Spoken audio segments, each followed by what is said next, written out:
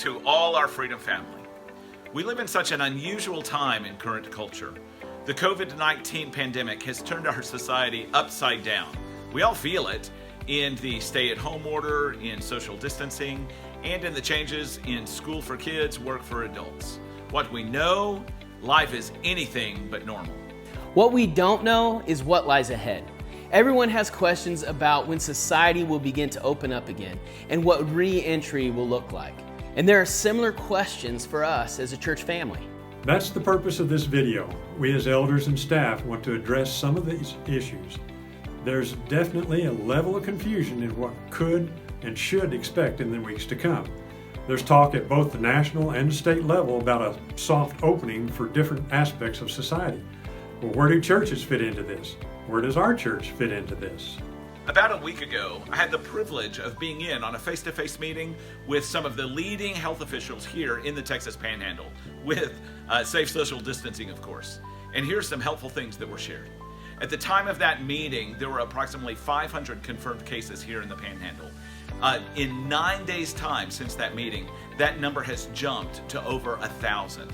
And even 2 of those cases were men right here within our own church family. The Texas Panhandle is actually about 2 weeks behind the curve compared to other cities in Texas.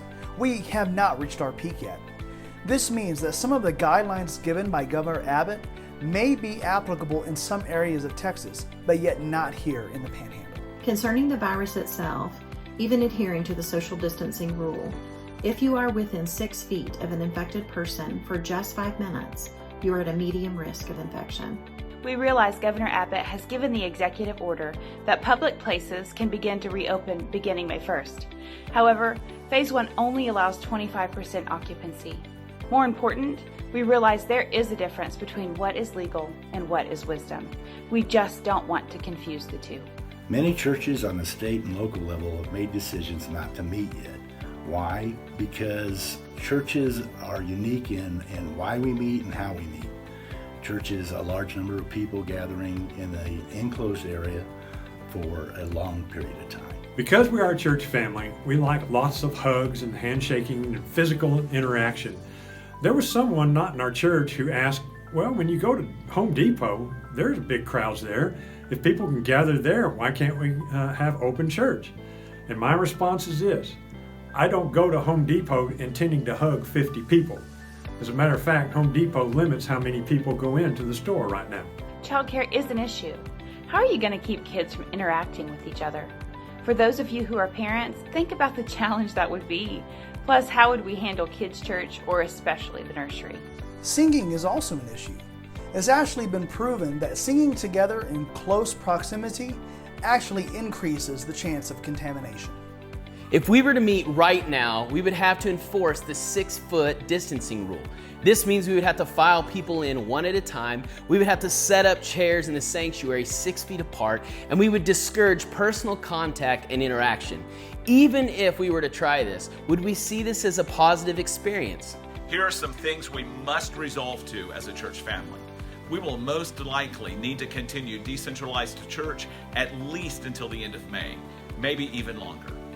Also, the first time that we get back together, it may not be the let's all love on one another and hug fest that we want it to be. What does this mean? What will it look like? We don't know yet, but possibly a different setting and probably some guidelines. Finally, we're never going to go back to what we once knew as normal. That's true for all aspects of society. It's going to be true for church as well. The question could even be asked, why don't we just go ahead and come together, trust God, having faith that He'll protect us? And my response to that, faith does not dictate one specific action. God is bigger. So let's make the choice of wisdom. Let us use wisdom in following the guidelines given by the CDC, as well as our local authorities. Let's make the choice of love. Jesus says, I am to love my neighbor. If loving others mean I wear a mask, or I choose social distancing, or even we as a church choose to delay when we start meeting in person again, let's do it in the heart of loving one another. And let's make the choice of faith, that God is bigger than this present crisis. He is not limited by our inability to meet. God always uses present crisis to grow His people and to further His kingdom. Most of all, let's choose unity. What brings us together isn't a physical location. What binds us is something much greater than that. Let's remember the powerful words of Paul. As a prisoner for the Lord, then I urge you to live a life worthy of the calling you have received. Be completely humble and gentle. Be patient, bearing with one another in love. Make every effort to keep the unity of the Spirit through the bond of peace.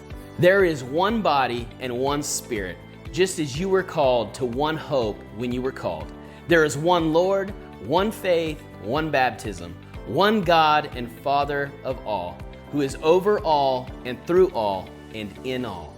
One final thing we want to say to you, our church family. Thank you. Thank you, Freedom Family, for your amazing heart.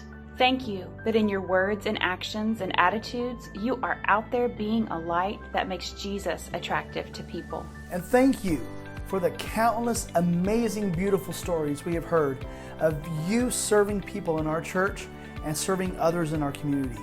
See, that's who we are. We're a community of nurturing believers who reach out tangibly with the love of God.